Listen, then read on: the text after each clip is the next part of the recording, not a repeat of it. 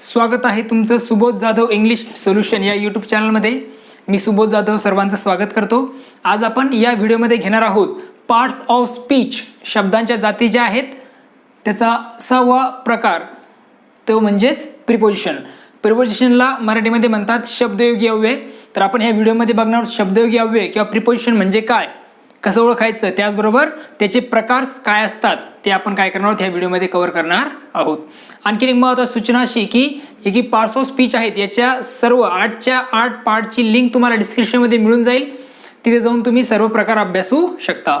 चला तर वेळ न गमावता सुरू करूया प्रिपोजिशन समजून घ्यायला.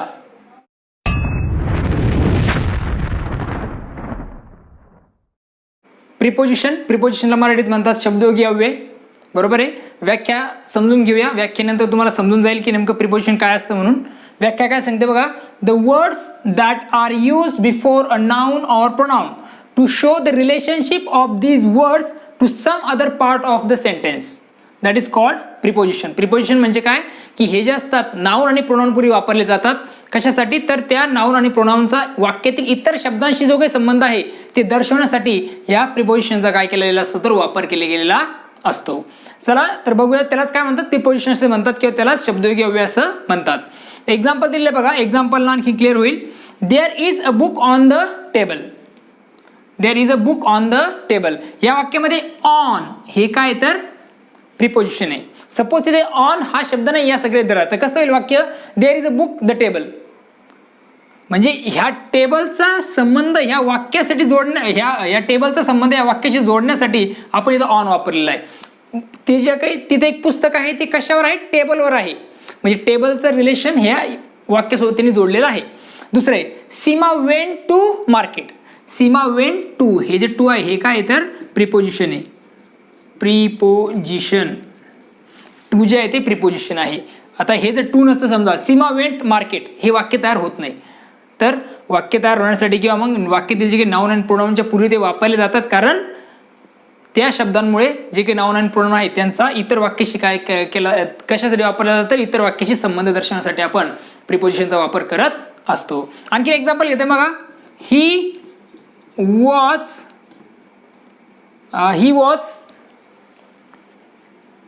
being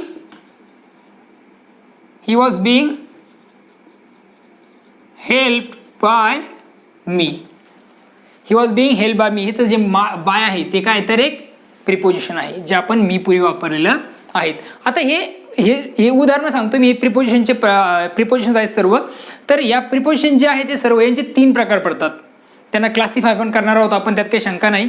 सगळा व्हिडिओ व्यवस्थित बघा म्हणजे तुम्हाला ते कळेल. बरं, तुम्ही जर असं अर्धा बघितलं तुम्हाला तो समजणार नाही. महत्त्वाची गोष्ट हे की आता आपण पहिले टाईप बघूया. टाईप्स किती प्रकारचे आहेत तर प्रिपोजिशनचे एकंदरीत 3 प्रकार आहेत. किती प्रकार आहेत, 3. पहिला आहे सिंपल प्रिपोजिशन, दुसरा आहे कंपाऊंड प्रिपोजिशन, तिसरा आहे फ्रेझल प्रिपोजिशन. तर आता आपण काय करणार आहोत, 1 बाय 1 सर्वांना अभ्यासणार आहोत. चला तर सुरू करूया सिंपल प्रिपोजिशन पासून. प्रिपोजिशनचा पहिला प्रकार तो म्हणजे सिंपल प्रिपोजिशन. तर व्याख्या काय बघा अगोदर, a preposition which consist of only one word. फक्त एकमेव शब्द त्यामध्ये असतो. Only 1 word is there into the simple preposition. Simple प्रिपोजिशनमध्ये फक्त काय असतो, ओनली 1 वर्ड असतो, त्यामुळे त्याला काय म्हणतात सिंपल प्रिपोजिशन असं म्हणतात. तर काही वर्ड्स दिले बघा सिंपल प्रिपोजिशनचे. त्यामध्ये एक in, on, at, above, over, under, of, for, to, by, till हे सगळे जे आहेत ते काय ते 1 वर्ड वर्ड्स आहेत. 1 वर्ड प्रिपोजिशन्स ते आहेत. ओके, एक्झाम्पल बघा, म्हणजे हे तुम्हाला दिसले सगळे वर्ड की समजून चालायचं की दिस इज द सिंपल प्रिपोजिशन. सोपं आहे. Example, I get up at 6 AM. सगळे प्रिपोजिशन्स आहेत बरं. हे सगळे प्रिपोजिशन्स आहेत. आपण त्याचे प्रकार बघतोय. I get up at 6 AM. At हे काय प्रिपोजिशन आहे. He lives in Mumbai. In काय तर सिंपल प्रिपोजिशन सांगता येईल, ओळखता येईल. मग सिंपल प्रिपोजिशन कसे असतात, 1 वर्ड असतात. ओके, हे काही एक्झाम्पल तुमच्या समोर आहेत. ETC लिहूया, काही अडचण नाही.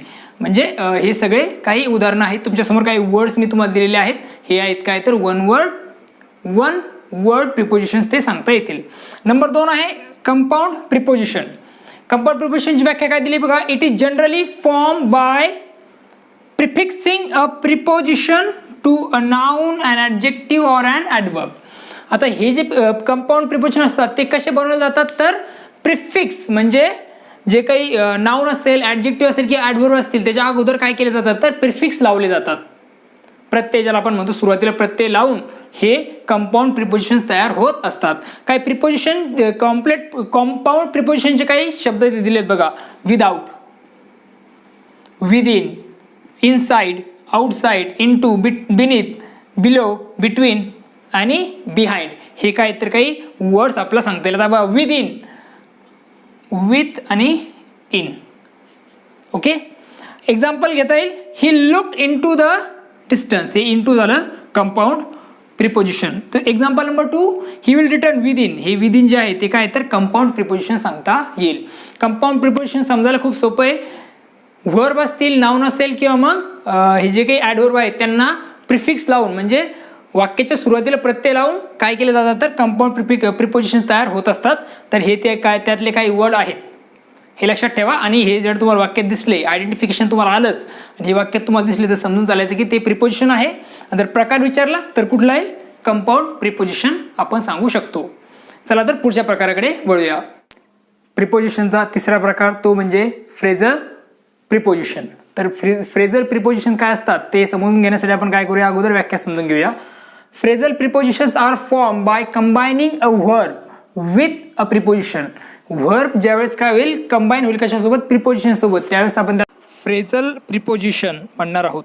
किंवा मग आपण म्हणू शकतो की अशी फ्रेझल वर्ब म्हणजे more than 2 words are included. ज्यावेळेस एक पेक्षा दोन पेक्षा जास्त वर्ड्स काय असतील, इन्क्लूड असतील, त्याला आपण काय म्हणू शकतो, फ्रेझल प्रिपोजिशन. किंवा फ्रेझल वर्ब हे कंबाईन होतात कशामुळे, तर मोर दॅन 2 वर्ड्स असतील तेव्हा.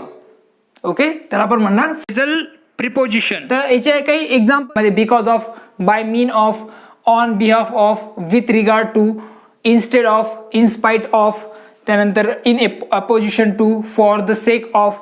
हे काय काही एक्झाम्पल्स आहेत कशाचे, तर फ्रेझल प्रिपोजिशनचे. मग एक्झाम्पल बघूया बघा. Number 1, he applied for leave because of. Because of हे आहे फ्रेझल प्रिपोजिशन. त्यानंतर दुसरं एक्झाम्पल घेणार आहोत आपण, she acted according to. She acted according to the advice of the lawyer. ही ॲडवाइस जे आहे ते काय तर एक प्रकारचं नाउन आहे. इलनेस तर नाउन आहेच. आणि लक्षात ठेवायचं आहे आपल्याला की प्रिपोजिशन हे कधी कशापूर्वी वापरले जातात, नाउन आणि प्रोनाउन पूर्वी वापरले जातात. त्या शब्दांचा, नाउन आणि प्रोनाउनचा रिलेशन हा इतर शब्दांसोबत किंवा मग इतर वाक्यासोबत काय हे सांगण्यासाठी. असो, विचारूया क्लासिफिकेशन ऑफ प्रिपोजिशन बघतोय आपण. क्लासिफिकेशन म्हणजे की प्रिपोजिशनचे सुद्धा 3 गट तयार होतात. एक म्हणजे preposition of direction, preposition of place or position आणि प्रिपोजिशन ऑफ टाइम. तर हे काय आहेत आणि कुठले प्रिपोजिशन यामध्ये इन्क्लूड होतात, तर ते आता आपण काय करू, 1 बाय 1 अभ्यासणार आहोत. क्लासिफिकेशन ऑफ प्रिपोजिशन, 3 क्लासिफिकेशन मी तुम्हाला सांगितले, 3 गट पडतात. पहिले 2 आता आपण बघत आहोत. त्यामध्ये पहिला बघतो आपण प्रिपोजिशन ऑफ टाइम. आता प्रिपोजिशन ऑफ टाइम म्हणजे काय, तर it indicates time or duration. यामध्ये टाइम इंडिकेट केला जातो किंवा ड्युरेशन इंडिकेट केला जातो. कशामध्ये, प्रिपोजिशन ऑफ टाइम. आता यामध्ये कुठले प्रिपोजिशन्स येतात, तर काही प्रिपोजिशन मी इथे सांगितलेले बघा, in, on, at, for, from, ago, before, to, till, until, by, within, during, while, before, after, before etcetera. हे काय तर प्रिपोजिशन आहेत की जे बिलॉंग्स करतात प्रिपोजिशन ऑफ टाइम सोबत किंवा मग ते इंडिकेट करतात टाइम किंवा ड्युरेशन. एक्झाम्पल बघा, ही मेट मी ॲट, टाइम सांगण्याचं काम करतो, ॲट 7 PM. दुसरं एक्झाम्पल बघितलं, he has been living here for. He has been living here for 5 years. तो 5 वर्षापासून इथे राहत आहे. Okay, I am teaching English since 2011. मी 2011 पासून इंग्लिश शिकवत आलेलो आहे. सिन्स काय दाखवतो, टाइम दाखवण्याचं काम तिथे करत आहे. त्यामुळे तो काय ते प्रिपोजिशन आहे. पुढचं बघा, प्रिपोजिशन ऑफ प्लेस. आता हे काय इंडिकेट करणार आहे, सेम प्लेस किंवा लोकेशन किंवा पोझिशन इंडिकेट करण्याचं काम प्रिपोजिशन ऑफ प्लेस मधून होईल. आता हे काही वर्ड्स आहेत किंवा काही प्रिपोजिशन्स आहेत ते बिलॉंग्स होतात प्रिपोजिशन ऑफ प्लेस सोबत. मग कुठले कुठले वर्ड्स आहेत ते, on, in, at, by, beside, under, below, beneath, over, above, across, the, through, to, into, towards, from, inside, outside, within etcetera हे शब्द जे आहेत ते काय करतात तर प्रिपोजिशन ऑफ प्लेसला रिप्रेझेंट करण्याचं काम ते करतात. एक्झाम्पलवर सुद्धा डिपेंड असणार आहे. आता तिथे ॲट इथे आलेला आणि इथे आलेला आहे, हे डोक्यात तुम्ही विचार घेतला पाहिजे. Depend on sentence. They are at home, ते कुठे आहेत, घरामध्ये आहे. ॲट हा जरा प्रिपोजिशन ऑफ प्लेस इंडिकेट करतोय प्लेस, होम. इथे टाइम इंडिकेट केलेला आहे 5 years 7 PM, इथे प्लेस सांगितलेलं आहे होम. दुसरं एक्झाम्पल आहे ही लिव्स इन औरंगाबाद, हे इन जे आहे ते प्लेस इंडिकेट करण्याचं काम करते. औरंगाबाद एक प्लेस आहे, त्यामुळं ते बिलॉंग्स करणार आहे प्रिपोजिशन ऑफ प्लेस सोबत. हे ओळखायचं समजले सर्वांना. The cat is hiding under the table, under the table, टेबलाच्या खाली. टेबल इंडिकेट, लोकेशन इंडिकेट केलं जाते टेबलकडं किंवा पोझिशन सांगितलं जाते कुठं तर टेबलाच्या खाली. ओके, म्हणजे अशा प्रकारे आपण हे ओळखू शकतो. चला तर आता शेवटचा जो क्लासिफिकेशन आहे तो आपण बघूया. तिसरं क्लासिफिकेशन तो म्हणजेच प्रिपोजिशन ऑफ डायरेक्शन किंवा त्याला मुवमेंट असं सुद्धा म्हणतात. तर बघा, it gives information about the direction or movement of person or thing. एखाद्या व्यक्तीचे डायरेक्शन किंवा त्या व्यक्तीची मुवमेंट किंवा वस्तूची मुवमेंट किंवा मग त्या वस्तूची डायरेक्शन सांगण्याचं काम यामध्ये होणार आहे. आणि त्याशी रिलेटेड जे वर्ड्स असतील त्यांना आपण काय म्हणणार आहोत, प्रिपोजिशन ऑफ डायरेक्शन किंवा मुवमेंट असं म्हणणार आहोत. मग हे काही वर्ड्स किंवा मग हे काही प्रिपोजिशन्स आहेत की जे बिलॉंग्स करतात कशासोबत, प्रिपोजिशन ऑफ डायरेक्शन सोबत. कुठले वर्ड्स आहेत ते मग, to, into, through, towards, across, on to, down to, along, around, over, out of, under. हे काही शब्द आहेत की जे काय आहेत, हे काही प्रिपोजिशन आहेत की जे प्रिपोजिशन ऑफ डायरेक्शनशी बिलॉंग्स करतात. एक्झाम्पल बघा, he is going to Mumbai नाव. इथं गोइंग टू मुंबई नाव हे काय तर प्रिपोजिशन ऑफ डायरेक्शन आहे. डायरेक्शन सांगण्याचं काम केलं जातंय, मुवमेंट सांगण्याचं काम केलं जातंय इथे या टू कडून. She is walking along the road, along, movement. My mother ask me to go into the house. Okay, ही इन टू जे आहे ते काय करते तर आपल्याला डायरेक्शन सांगण्याचं काम तिथे करत आहे. आय होप दॅट तुम्हाला प्रिपोजिशन हा कन्सेप्ट समजलेला आहे. काही अडचणी असेल तर मला कमेंट सेक्शनमध्ये कळवा. आणि बघत राहा सुबोध जाधव इंग्लिश सोल्युशन हे यूट्यूब चॅनल. डिस्क्रिप्शनमध्ये जा, तिथे तुम्हाला सगळ्या प्रकारच्या लिंक मिळून जातील पार्ट्स ऑफ स्पीचच्या, त्या अभ्यासा. त्याचबरोबर चॅनलला लाईक, शेअर आणि सबस्क्राईब करायला विसरू नका. विथ बेल आयकॉनवर प्रेस करा, जेणेकरून तुम्हाला काय मिळत चालतील तर येणाऱ्या व्हिडिओच्या सुद्धा नोटिफिकेशन मिळत जातील. Okay, thank you and take care.